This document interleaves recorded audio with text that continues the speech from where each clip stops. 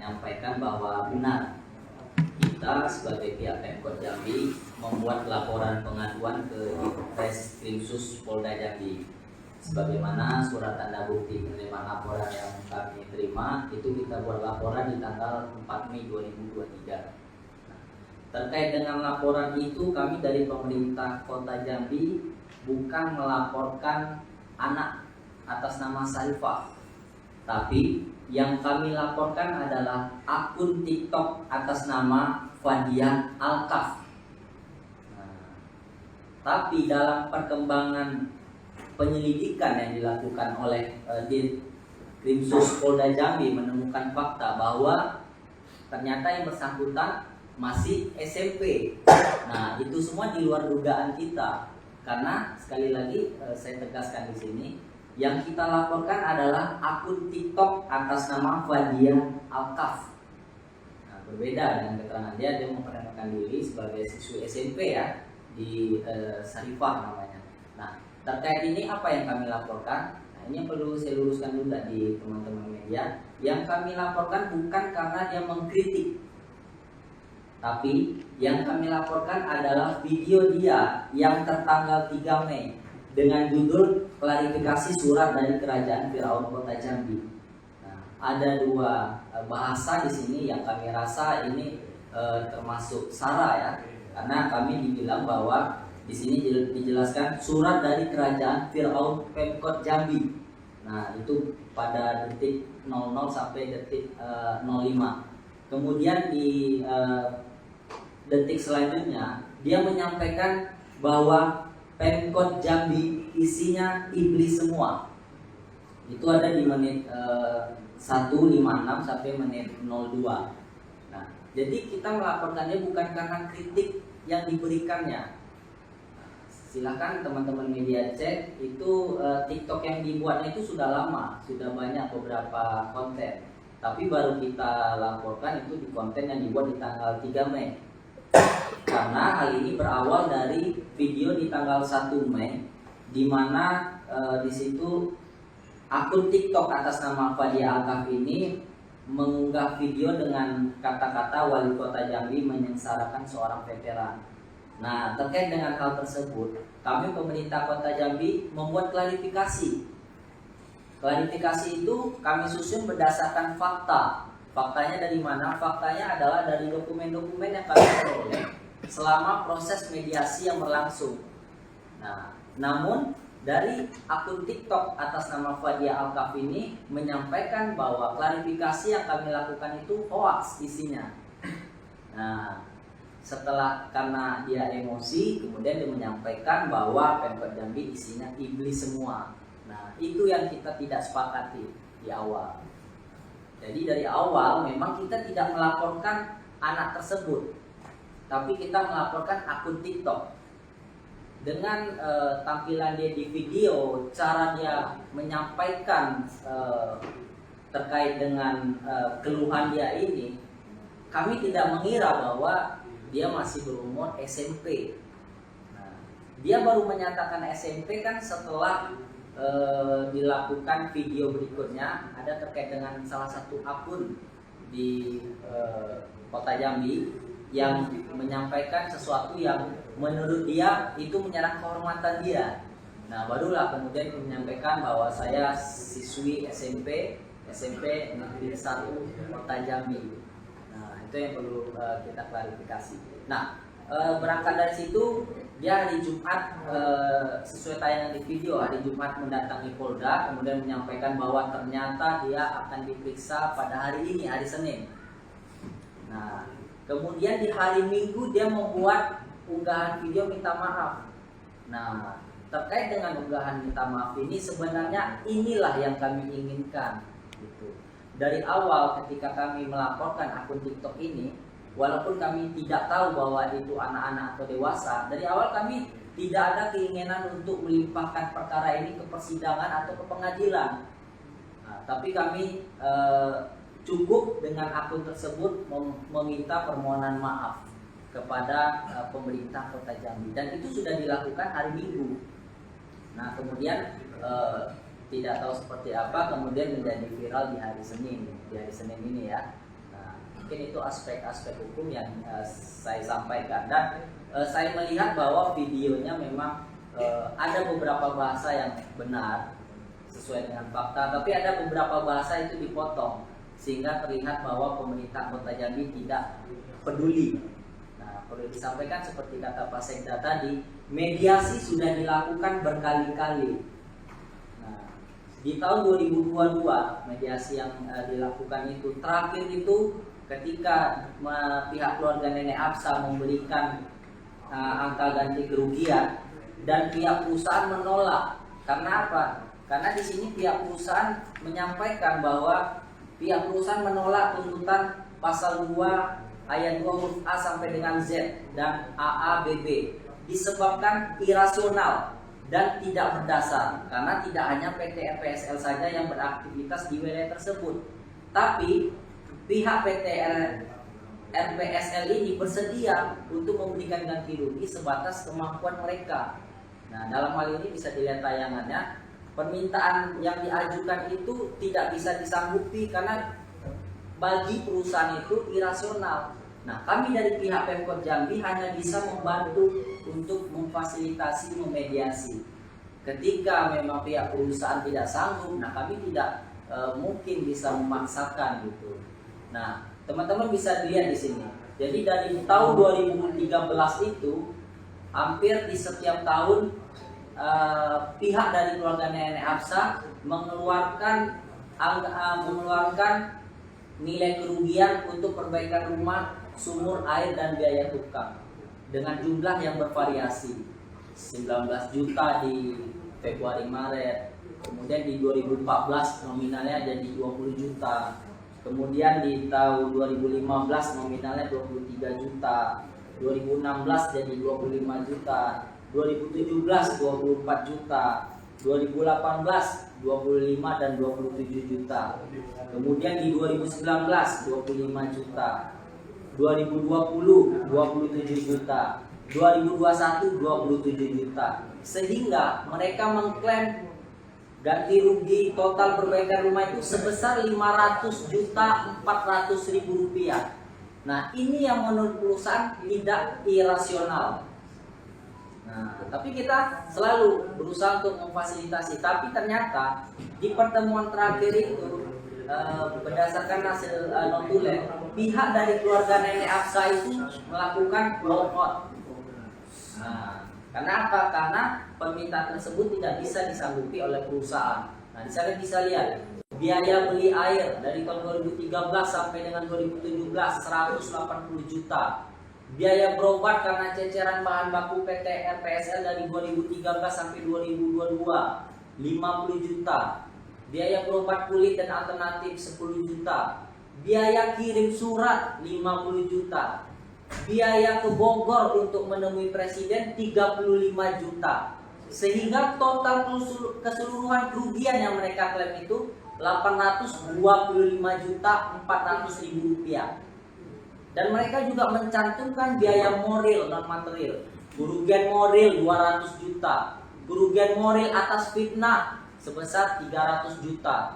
Jadi total kerugian 500 juta. Sehingga dari angka ini didapatkan total kerugian 1.325.400.000 rupiah.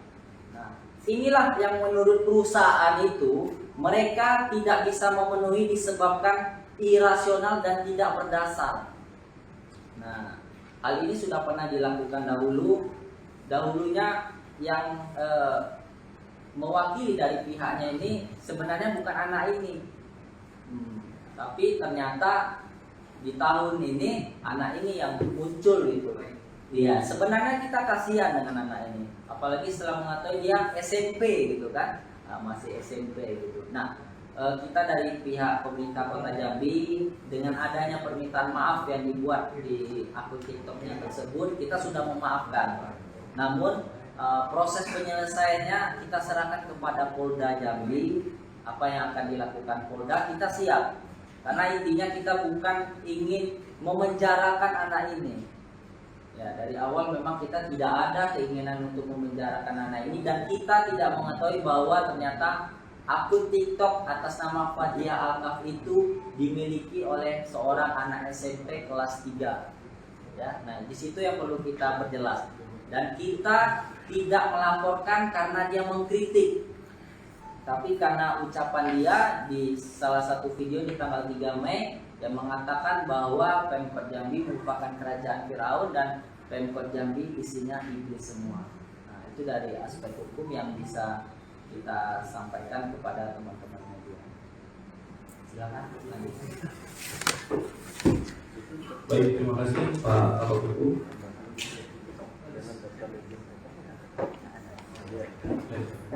Tambahan, kita sudah nanyakan bahwa keluarga besar Bu Absaling, dia mengatakan bahwa dia terdaftar selaku pengurus atau Legiun Veteran. Kami sudah tanyakan Ketua Legiun Veteran Kota Jambi Pak Oli bahwa mereka tidak terdaftar. Ya, kan kita ada memberi bantuan setiap tahun para Legiun Veteran. Pemerintah kota sangat peduli terhadap LVRI Legiun Veteran yang khususnya yang ada di Kota Jambi, umumnya di Provinsi Jambi. Ya, dan beliau tidak terdaftar. Jadi mengatasnamakan pengurus Legiun Veteran.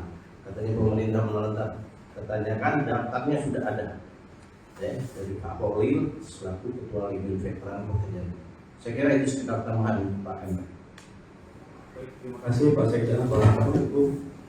Jadi rekan-rekan sekalian, tadi sudah kita simak dengan bersama paparan dari Kabak Hukum terkait aspek hukum yang melatar belakangi Pemkot Jambi melakukan langkah hukum terkait dengan akun media sosial TikTok atas nama Fadia Alkaf. Itu fakta yang sudah kita utarakan dan memang seperti itu. Terkait dengan upaya mediasi Pak Sekda, kita akan terus membantu pihak keluarga Ibu Absa, rekan-rekan, untuk memediasi kembali antara pihak keluarga dengan perusahaan. Dan mediasinya akan kita buka secara luas Pak Sekda ya, biar agar masyarakat mengetahui secara luas informasi terkait apa sebenarnya yang dituntut ataupun yang diinginkan oleh pihak keluarga. Jadi selama ini kan rekan-rekan bertanya mungkin apa yang sebenarnya yang diinginkan ataupun tuntutan apa yang diinginkan oleh pihak keluarga. Tadi sudah dijelaskan oleh Pak Kabak Hukum. Nanti kita akan detailkan kembali pada saat mediasi. Jika pihak keluarga berkenan, kita fasilitasi kembali. Karena itu seperti Pak Sekda bilang tadi, tugas kita sebagai pemerintah adalah memfasilitasi warga masyarakat kita yang mungkin saat dalam kasus ini bersengketa dengan pihak perusahaan. Mungkin rekan-rekan itu saja paparan ataupun klarifikasi maupun konferensi pers secara resmi dari pemerintah Kota Jambi. Atas kehadiran rekan-rekan kami ucapkan terima kasih. Terima kasih dan jika ada pertanyaan mungkin satu atau dua pertanyaan rekan-rekan supaya tidak mengulang. Fokus ke sini ya. Ya, fokus ke permasalahan. Ya, baik. Pak Kabak, saya kan kita ketahui anak ini SMP, mungkin dari pihak Kabak Hukum kota, bahkan mungkin ada upaya dihentikan dengan itu masih pelajar gitu dari SMP, mungkin ada cara lain nanti. Iya, dengan adanya video permintaan maaf yang diunggahnya di hari Minggu kemarin, kita dari jajaran pemerintah Kota Jambi sudah memaafkan. Nah, tapi tentu proses penyelesaian dan administrasinya itu kan wilayah ranahnya penyidik Polda Jambi. Nah, jadi kita sekarang saat ini menunggu bagaimana proses penyelesaian yang akan dilakukan oleh pihak Polda Jambi. Apapun proses penyelesaian yang akan dilakukan Polda Jambi, karena kami sudah memaafkan, tentunya muaranya kami tidak akan melanjutkan perkara ini. Nah, itu yang bisa saya pastikan bahwa perkara ini tidak akan kami tingkatkan ke tahap berikutnya, karena kami sudah memaafkan sehubungan dengan permintaan maaf yang diunggahnya pada hari Minggu kemarin. Pak Kabak, apakah setelah adanya pernyataan Mahfud MD baru kita menyatakan sore ini kita memberi maaf dan tidak akan melanjutkan perkara ini? Apakah karena penyebab itu atau gimana? Oh, itu tidak karena itu Pak ya, tapi memang setelah video hari Minggu kemarin kita sudah melaporkan ke pimpinan bahwa kita sudah memaafkan. Proses selanjutnya itu kita serahkan kepada Polda. Namun kemudian karena hari Senin itu viral, ya bersamaan dengan ini ternyata Menteri Polhukam juga memberikan tanggapan, tapi tidak menjadi ini Pak, bukan karena itu ya, tapi memang karena dari awal saya tegaskan tadi, dari awal memang pemerintah Kota Jambi tidak ada niat untuk memperkarakan ini sampai ke pengadilan. Nah, tapi kami hanya ingin memberikan efek jerah bahwa silakan mengkritik kinerja pemerintah Kota Jambi. Tentu kritik yang disampaikan harus dengan bahasa santun, karena banyak orang pintar, buat apa banyak orang pintar tapi tidak beradab, begitu Pak. Artinya cabut laporan ya Pak? Ya, proses penyelesaiannya kita serahkan ke Polda Jambi. Apakah administrasinya itu cabut laporan atau administrasinya itu nanti dilakukan pertemuan, nah itu sepenuhnya kita serahkan ke penyidik Polda Jambi. Iya. Pak terkait dengan fakta ini tidak terdaftar atau keterangan Pak sebenarnya. Kita tadi dibilang karena ini tidak terdaftar sebagai legit keterangan. Tidak terdaftar atau keterangan Pak. Kita mau lebih jelas Pak. Ya, tidak terdaftar. Kalau syarat seorang LPRI kan dia harus ada berkas-berkas, ya. Dan berkas kita selalu peduli loh dengan LPRI. Setiap tahun kita beri bantuan bla bla bla bla. Dan intinya juga seperti itu. Ya, biarpun masyarakat itu kan, tapi dia bicara santun dan lain-lain, ya intinya gitu. Jadi kita ada daftar dan itu dipegang ketua LPRI. Ya, kadang-kadang kita kan apakah mereka terdaftar keluarga Ibu Absari sebagai legion veteran. Syarat yang masuk legion veteran kan ada data, ada surat resmi yang ditandatangani di pimpinan LPRI pusat, ya kan? Nah itu, dan itu juga kita kembang. Dan untuk kesempatan ini nanti kita, ya kami pemerintah tetap humanis dan persuasif, ya kan? Betul kata Pak Sahabat tadi, tidak semua masyarakat itu memahami tentang hal-hal situasi kondisi hukum ini. Kami tetap humanis persuasif, kan kita ada kaki tangan juga di sana, ketua RT, lurah, camat, ya akan melakukan pendekatan. Apalagi yang mempirak itu anak masih sipil baru tamat, ya. Kasihan kan masa depannya yang ini. Kita tugas pemerintah itu mendidik anak itu bahwa akibatnya seperti ini. Mereka tidak begitu memahami kan. Nah, padahal dia ada keluarga besar, orang tua dan lain-lain. Saya kira ini kita sambil berjalan. Informasi ini kan lebih mudah karena media kan meliput berdiam di kota semua. Mungkin besok bertanya kepada saya, tidak ketemu Pak Wali, Pak Wako, ataupun saya, Pak Kabagku bisa bertanya lagi sambil berjalan lagi. Karena jadwalnya dekat wis, jalan kan tidak begitu jauh. Ya kan? Kalau saya turun mobil kadang ketemu gimana Pak Sekda ini ketemu Kabagku, Bu Iku, karena jarak kita sangat dekat. Kami juga banyak terima kasih lah kepada pihak media yang bisa mendengarkan narasi berita ini sehingga menjadi kondusif situasi dan kondisi ini. Jadi bisa menenangkan situasi kondisi ini. Saya kira ini demikian. Perusahaan tadi kan katanya ketika penanganan sudah memaafkan dan menyerahkan proses administrasi ke kepolisian. Iya. Nah, apakah sendiri dari kan kalau kita lihat kita ini laporannya atas nama Bapak sendiri ya, nama hukumnya. Apakah memang ada sudah upaya membuat kepolisian bahwa berkas ini kita cabut atau tidak dilanjutkan, ada upaya itu? Dari awal pada saat membuat laporan kami sudah menyampaikan bahwa laporan ini kami sebenarnya kalau saja yang pemilik akun TikTok itu meminta maaf, kami tidak akan melanjutkan. Dari awal sudah kami sampaikan. Iya, dan penyidik Polda juga sudah tahu dari awal bahwa maksud kami bukan untuk memenjarakan pemilik akun TikTok ini. Apalagi setelah kita ketahui ternyata pemiliknya adalah siswi SMP ya, begitu.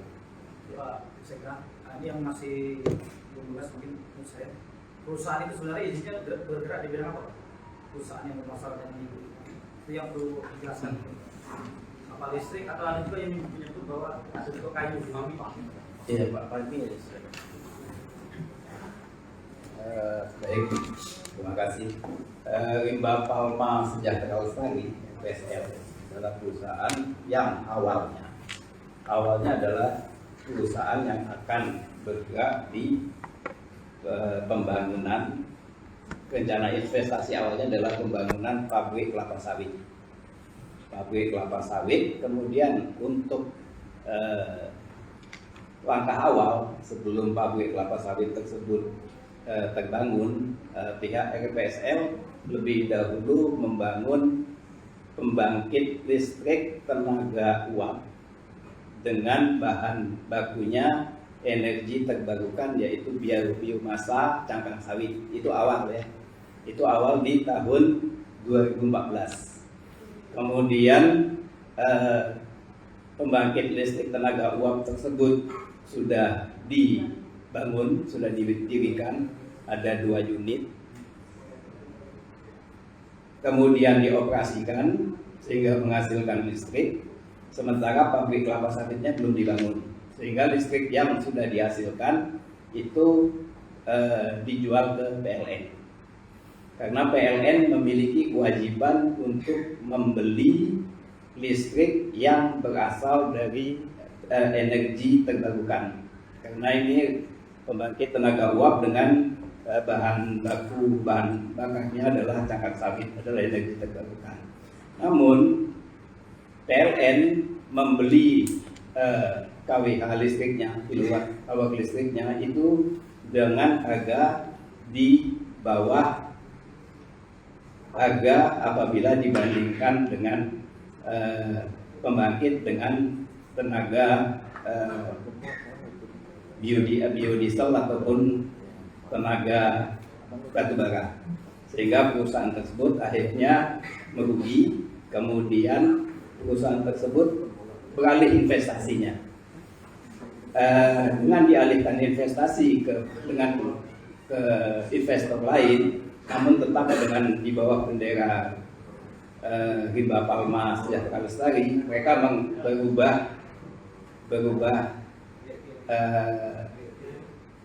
berubah fungsi menjadi pabrik untuk pengolahan kayu menjadi bahan bakar pelet namanya.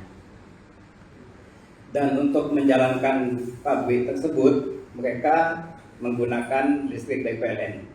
Jadi mesin tenaga uap mereka tidak mereka fungsikan lagi, karena di awal-awal dulu memang mesin tenaga uap tersebut memiliki polusi suara yang memang ketika awal-awal dulu mesin tersebut mengganggu masyarakat sekitar. Namun setelah tidak diaktifkan lagi, saat ini adalah mereka memproduksi kayu pelet untuk bahan ekspor ke luar negeri dalam bentuk pelet kayu untuk bahan bakar, yang mana sumber bahan bakunya adalah kayu apapun, kayu bekas, kayu apa, nanti dihancurkan kemudian dibentuk menjadi pelet, hampir sama kayak pelet ikan, cuman besarnya lebih sebesar telunjuk, dan itu dijadikan bahan bakar. Jadi itu bentuk usaha Rimba Palma Sejahtera Lestari yang saat ini. Demikian. Pak, terkait dengan tuduhan terlapor soal akun influencer yang menghina terlapor itu, kan tuduhannya kerjasama dengan Pemkot Jambi, itu seperti apa? Oh, terkait dengan itu kita nggak bisa jawab ya, karena itu di luar kompetensi kita, dan saya bisa pastikan itu tidak ada intervensi dari Pemkot Jambi.